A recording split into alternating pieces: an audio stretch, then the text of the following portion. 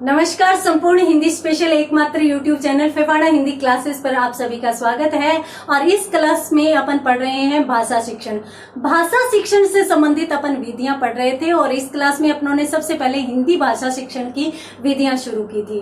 गद्य शिक्षण पढ़ चुके हैं, पद्य शिक्षण चल रहा है और पद्य शिक्षण की भी विधियां चल रही है। तो देखते हैं पद्य शिक्षण की अगली विधि कौन सी अपन पढ़ने वाले हैं। भाषा शिक्षण।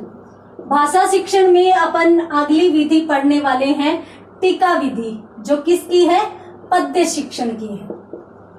पद्य शिक्षण की विधि। और इसमें सर्वप्रथम अपन पढ़ने वाले हैं टीका विधि। टीका विधि में जैसा कि नाम से स्पष्ट है, आप कुछ तो समझ चुके होंगे। टीका या टिप्पणी किसे कहते हैं आपको मैं बता देती हूं। देखिए कि टीका ग्रंथ या टिप्पणी ग्रंथ लिखे जाते हैं। जैसे हिंदी साहित्य के इतिहास को यदि देखें तो रीतिकालीन कवि बिहारी जो थे, और बिहारी ने एकमात्र ग्रंथ लिखा था बिहारी सतसई, जिसमें 713 दोहे थे। सबसे ज्यादा टीकाएं उसी ग्रंथ पर लिखी गई है। इसका मतलब टीकाएं लिखने का मतलब है कि उस पर टिप्पणियां बहुत ज्यादा की है। कोई कुछ बोलता है इसके बारे में, जैसे मान लीजिए एक व्यक्ति होता है जिस पर बहुत लोग कटाक्ष भी करते हैं, कुछ लोग प्रशंसा करते हैं। और याद रखिए, यदि आपकी बहुत सारे लोग बुराई करते हैं तो आपकी उतने ही लोग अच्छाई करने वाले भी हैं।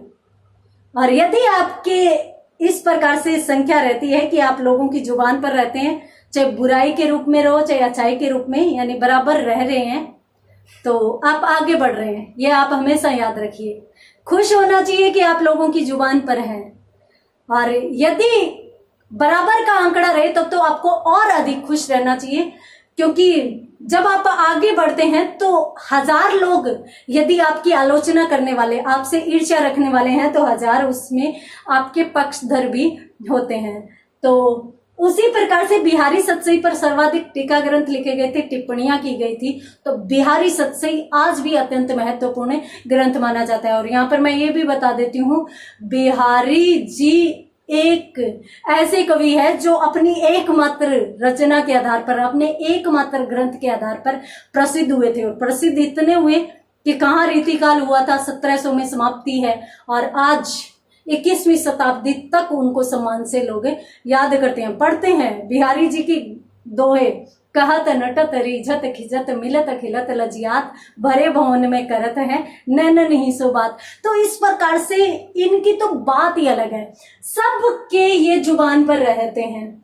तो देखिए, टीका का मतलब होता है टिप्पणी करना, किसी पर टिप्पणी करना।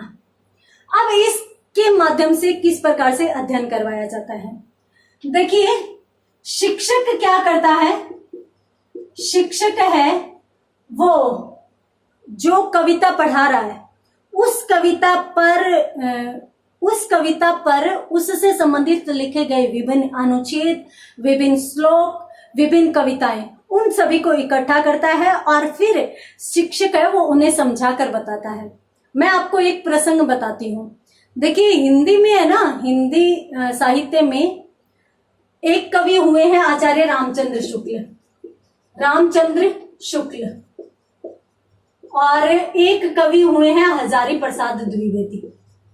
हजारी प्रसाद द्विवेदी, ये दो बहुत ही उच्च स्थान इनका माना जाता है, साहित्य में अविस्मरणीय योगदान इनका माना जाता है। अब आचार्य शुक्ल और हजारी प्रसाद जी, ये दोनों महनीय कवि माने जाते हैं। ये जब तक साहित्य में थे और समालोचना या आलोचना लिख रहे थे, तब तक इनके इतने जो प्रभावशाली शब्द होते थे कि कोई इन्हें नकार नहीं सकता था। सबके सब लोगों ने इन्होंने जो कहा वो स्वीकार कर लिया था।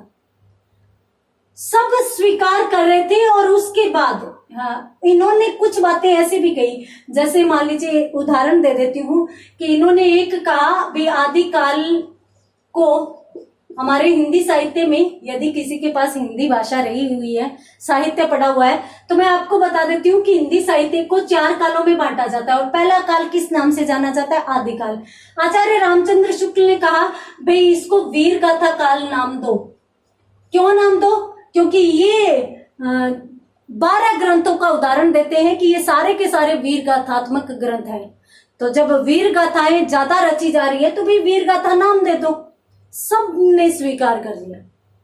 फिर हजारी प्रसाद द्विवेदी ने कहा, अच्छा ऐसे कैसे वीर गाथा का नाम दे देंगे आप? क्या इसमें वीर गाथा ही हुई है, धर्म से संबंधित नहीं लिखा गया? जैन और बौद्ध धर्म से संबंधित बहुत लिखा गया इस समय। तो इन्होंने यूं कहा कि भाई ये जो धर्म से संबंधित लिखा गया ये तो धार्मिक उपदेश मात्र है, इनको साहित्य में शामिल थोड़े ना कर लेंगे अपन। धार्मिक उपदेश जैनी यूं कहते हैं भी ये करना चाहिए, ये नहीं करना चाहिए। बौद्ध वाले ये कहते हैं कि इस प्रकार से रहना चाहिए, इस प्रकार से नहीं रहना चाहिए। तो ये तो उपदेश दे रहे हैं, तो इनको अपन इसमें शामिल क्यों करें? तो हजारी प्रसाद जी ने एक बहुत ही सुंदर तर्क दिया कि भाई आप इनको इसमें शामिल नहीं कर रहे हो तो फिर इसको भी पूरा खत्म कर दो ना, इसको भी पूरा खत्म कर दो, क्योंकि ये भी तो धार्मिक उपदेश है। अब जैसे ही इन्होंने इनकी बातों पर इस प्रकार से टिप्पणी की और वो भी प्रूफ के साथ की, किसके आधार पर? कि भक्ति साहित्य को खत्म कर दो, जो सत्यम शिवम सुंदरम माना जाता है, हिंदी साहित्य के इतिहास का स्वर्णिम काल माना जाता है। अब इसको समाप्त करना संभव नहीं, तो इसको लेना पड़ेगा। ये होती है टीकाएं इस प्रकार से। अब मैंने आपको ये जो प्रसंग बताया आपको बड़ा अच्छा लगा होगा, अच्छा लगा ना? तो इसीलिए ये विधि रुचिकर भी मानी जाती है। हाँ, ये है कि ये विधि है वो उच्च स्तर के लिए ही उपयोगी है। अब आप तो मेरी बात यहाँ पर ये समझ गए, जो हिंदी साहित्य नहीं पढ़े हुए उनको भी थोड़ी बहुत समझ में आ गई, परंतु यदि कोई छोटे बच्चे को इस प्रकार से बताया जाए तो वहां पर संभव नहीं होता। तो शिक्षक कविता संबंधी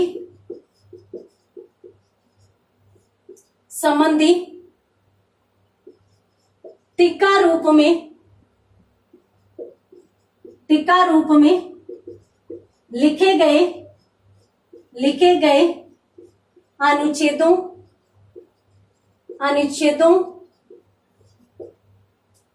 श्लोकों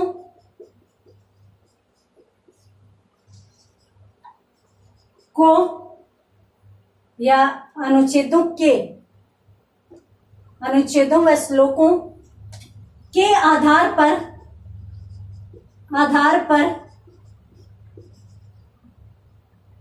कविता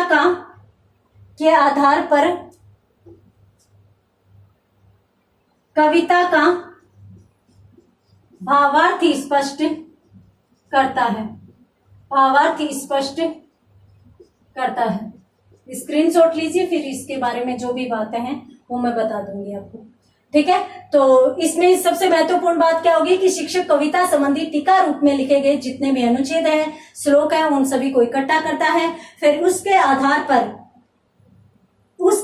पर क्या करता है? वो कविता का भावार्थ विद्यार्थियों के समक्ष प्रकट करता है।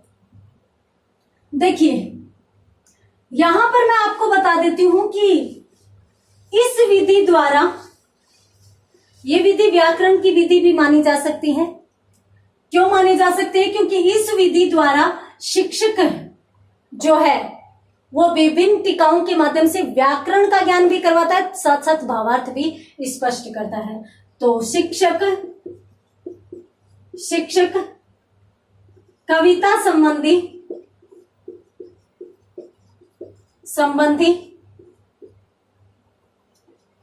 टीका के माध्यम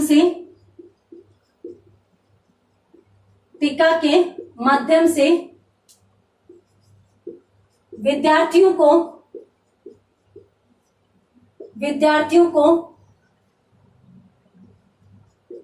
व्याकरणात्मक व भावात्मक ज्ञान करवाता है। व्याकरण का ज्ञान करवाएगा, साथ साथ भावों का ज्ञान भी करवाएगा।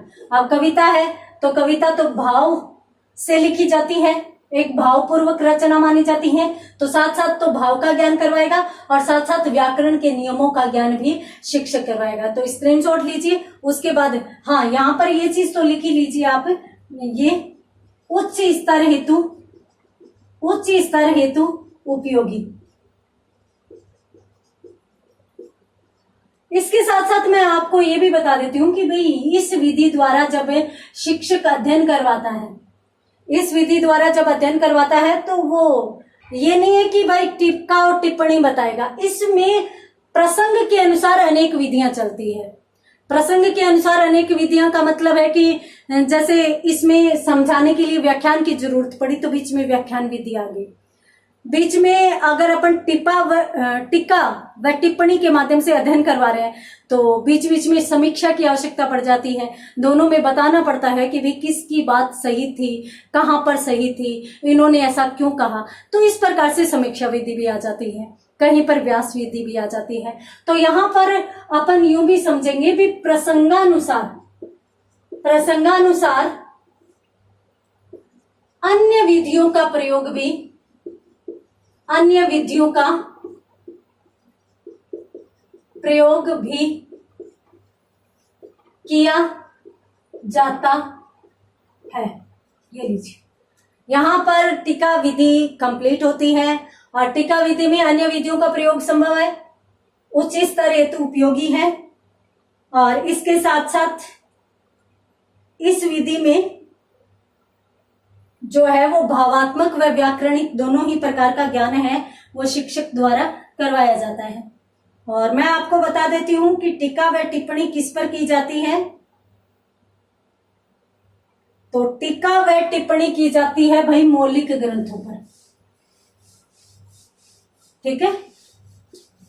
मौलिक ग्रंथों पर किसी व्यक्ति ने कोई अपना ग्रंथ लिखा, उस ग्रंथ पर, उस मौलिक लिखे हुए ग्रंथ पर क्या कर दी जाती है, कोई टीका या टिप्पणी कर दी जाती है। बढ़ते हैं अगले विधि की तरफ। आज की क्लास में अपन दूसरी विधि पढ़ने जा रहे हैं। वैसे तो मैंने इसके बारे में बहुत कुछ बता दिया है और नाम से भी आप समझ जाएंगे, रसास्वादन विधि। हम जानते हैं रसास्वादन विधि को मैंने गीत विधि के सहायक के रूप में भी पढ़ाया था, ठीक है। तो रसास्वादन विधि का एकमात्र उद्देश्य कौन सा होता है? इस विधि द्वारा अपन यूं ही लिखेंगे भाई, इस विधि द्वारा या इस विधि का उद्देश्य शिक्षण के दौरान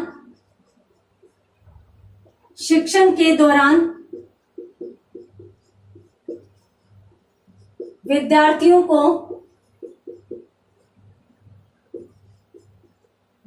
को किसका अनुभव करवाना?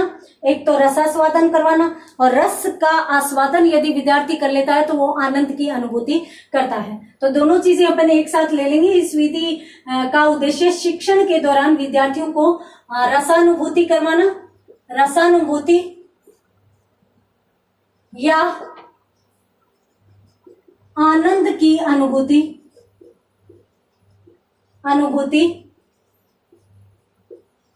करवाना होता है। तो जल्दी से स्क्रीनशॉट लीजिए, उसके बाद अपन इस संबंध में और चीजें भी देख लेते हैं।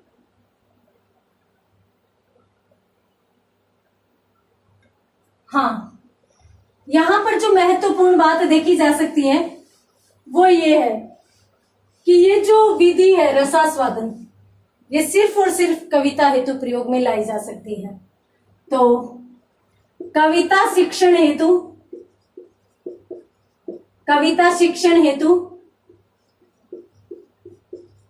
प्रयोग में, कविता शिक्षण हेतु प्रयोग, बस इतना सा लिख लीजिए कि इस विधि का प्रयोग किस संबंध में होता है? कविता शिक्षण हेतु होता है। चूंकि इसमें रस का अनुभव करवाना या बच्चों को आनंद का अनुभव करवाना ही एकमात्र उद्देश्य होता है, तो जाहिर सी बात है कि बच्चे यदि आनंदित है, बच्चे यदि खुश है, बच्चे यदि सक्रिय होकर भाग ले रहे हैं शिक्षण में, तो वो मनोवैज्ञानिक विधि मानी जाती है। तो इसको अपन मनोवैज्ञानिक विधि मान सकते हैं। ये एक मनोवैज्ञानिक विधि मानी जाती है, ठीक है। इसके साथ साथ देखिए, अपन बालकों को बस आनंद अनुभव करवाना एकमात्र उद्देश्य है, चाहे बालकों को शिक्षा मिले नहीं मिले, चाहे बालकों का वो सिलेबस से संबंधित जो मुश्किल चीजें हैं वो अगर छोड़नी पड़े तो छोड़नी भी पड़ती है। इस विधि के माध्यम से अपन उन चीजों को कलेक्ट करते हैं, इकट्ठा करते हैं जिससे बालकों को ज्यादा से ज्यादा रुचि का अनुभव हो। तो जब अपन रुचि का ही अनुभव करवाना एकमात्र उद्देश्य मान लेते हैं तो वो विधि किस स्तर के लिए उपयोगी हो सकती है? प्राथमिक स्तर के लिए। तो प्राथमिक स्तर हेतु उपयोगी, ये विधि किस स्तर के लिए उपयोगी मानी जाएगी? प्राथमिक स्तर हेतु उपयोगी मानी जाएगी। तो जल्दी से स्क्रीनशॉट लीजिए, उसके बाद अपन आगे और देखते हैं। देखिए, इस विधि द्वारा एक चीज और भी होती है। कौन सी होती है? बालक सक्रिय रहते हैं। ठीक है, बालक सक्रिय रहते हैं,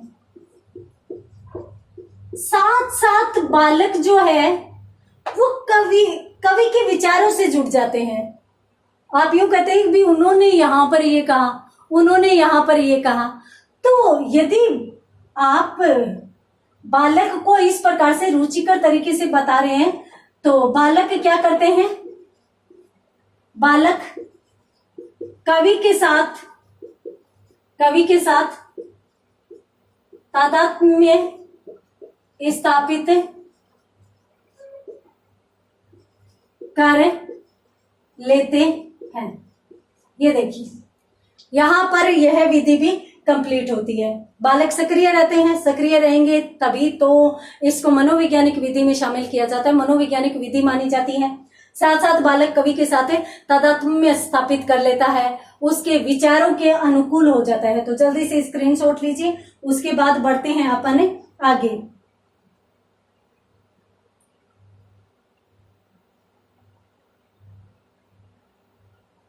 हाँ, आगे वाली विधि की यदि अपन बात करें तो देखिए, ये व्याकरण शिक्षण की महत्वपूर्ण विधि मानी जाती है। तो अब अपन पढ़ रहे हैं समवाय विधि, और समवाय विधि की आपको बात बता देती हूं, बहुत ही ज्यादा महत्वपूर्ण विधि है। हालांकि इसका ज्यादा प्रयोग व्याकरण शिक्षण हेतु किया जाता है, परंतु ये विधि ऐसी है कि जिससे संबंधित लगभग प्रश्न पूछ ही लिया जाता है। बहुत ज्यादा महत्वपूर्ण है, इसको अपने को ध्यान से पढ़ना है। हालांकि यहाँ पर मैं आपको संक्षिप्त परिचय करवाऊंगी। अपन आगे व्याकरण शिक्षण पढ़ने वाले हैं तो व्याकरण शिक्षण की ये महत्वपूर्ण विधि मानी जाती है, तब अपन इसका और अच्छे से अध्ययन कर लेंगे। सबसे पहले तो इस विधि को सहयोग विधि के नाम से भी जाना जाता है। इसे सहयोग विधि के नाम से भी जाना जाता है। क्यों जाना जाता है? क्योंकि ये एक दूसरे का सहयोग करते हुए चलती है। कैसे चलती है? अब मान लीजिए कि आप शिक्षण करवा रहे हैं, कविता शिक्षण करवा रहे हैं, ठीक है। अब आप कविता शिक्षण करवा रहे हैं तो उस दौरान उसी बीच में ऐसे हो गया कि भाई कोई एक ऐसा क्लिष्ट शब्द प्रयोग में लाया जा रहा है, एक क्लिष्ट शब्द हो गया। अब बच्चे ना जहां पर जो चीज समझ में नहीं आती है ना, वहां पर फिर इधर उधर देखने लग जाते हैं, रुक जाते हैं, उनका फिर मस्तिष्क वहीं अटक जाता है, फिर वो आगे बढ़ ही नहीं पाते। आगे जो शिक्षक करवाता है ना वो चीज वो समझ ही नहीं पाते।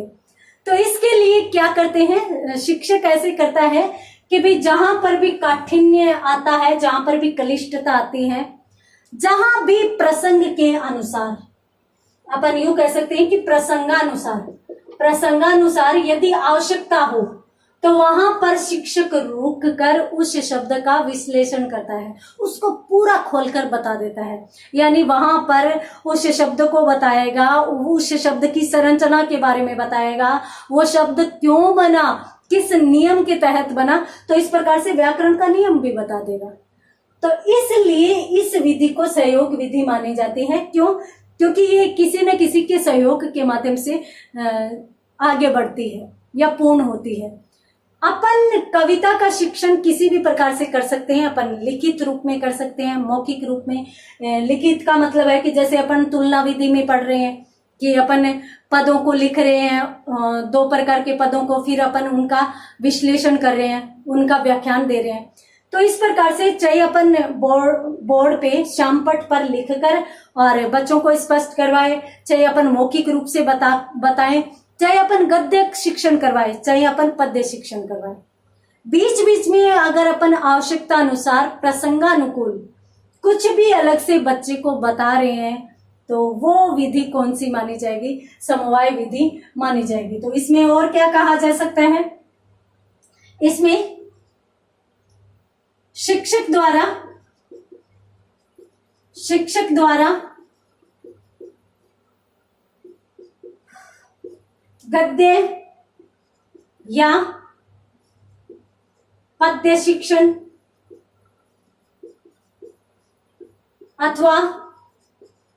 अथवा लिखित या मौखिक शिक्षण, लिखित या मौखिक शिक्षण क्या होता है इसमें? लिखित या मौखिक शिक्षण में या के दौरान लिखें अपन। शिक्षण के दौरान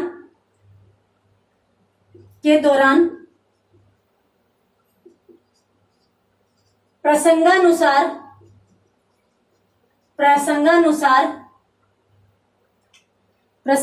क्या करता है? वह काठिन्य निवारण करता है, चाहे वह व्याकरणिक नियम बताता है।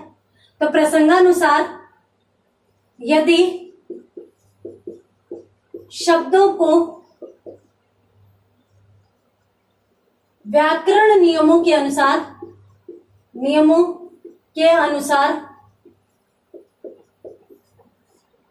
स्पष्ट करता है,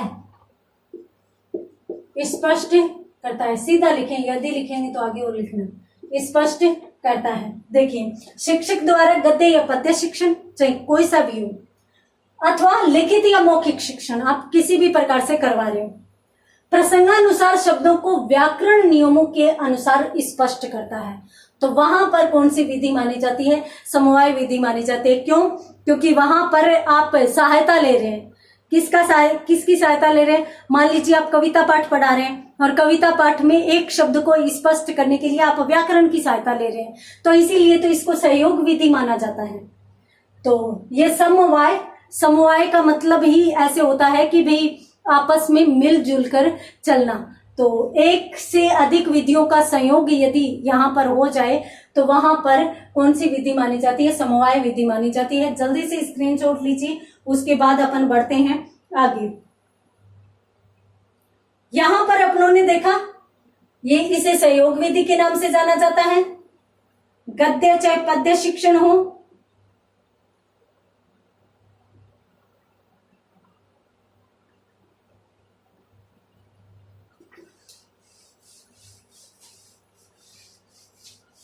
समवाय का भी अर्थ स्पष्ट यदि अपन यहां पर करते हैं तो समवाय का अर्थ भी क्या होता है?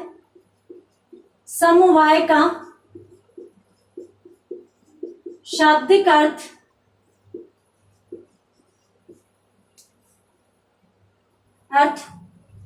होता है साथ साथ चलना। तो समवाय का शाब्दिक अर्थ क्या हुआ? साथ साथ चलना। अर्थात यदि शिक्षक शिक्षण के दौरान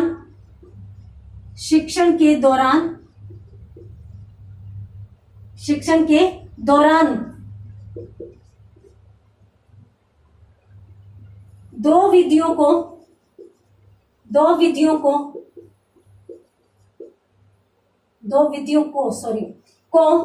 साथ लेकर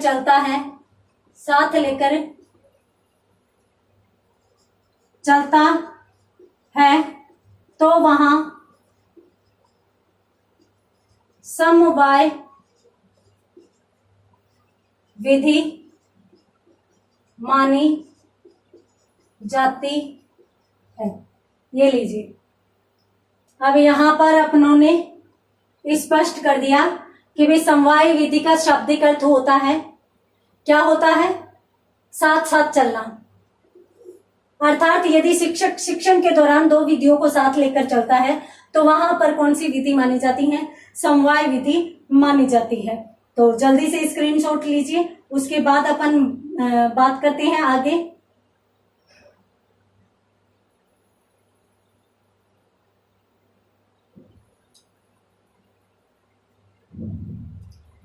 इसमें जो महत्वपूर्ण बात है वो ये कही जा सकती है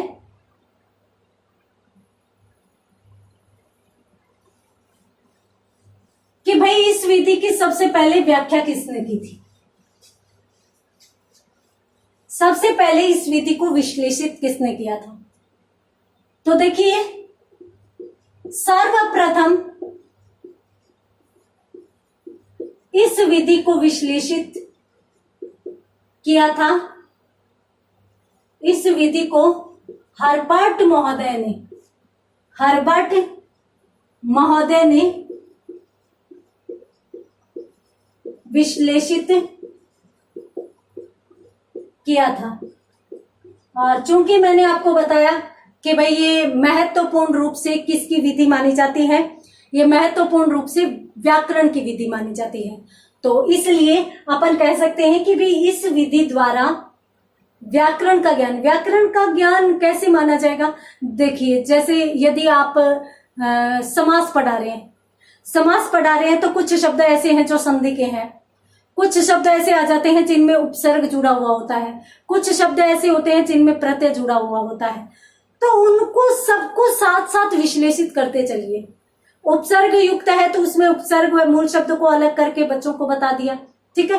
तो इस प्रकार से अपन यहां पर मान सकते हैं कि यह व्याकरण शिक्षण की रुचिकर व व्यावहारिक विधि मानी जाती है, व्यावहारिक विधि मानी जाती है। एक तो ये बात होगी।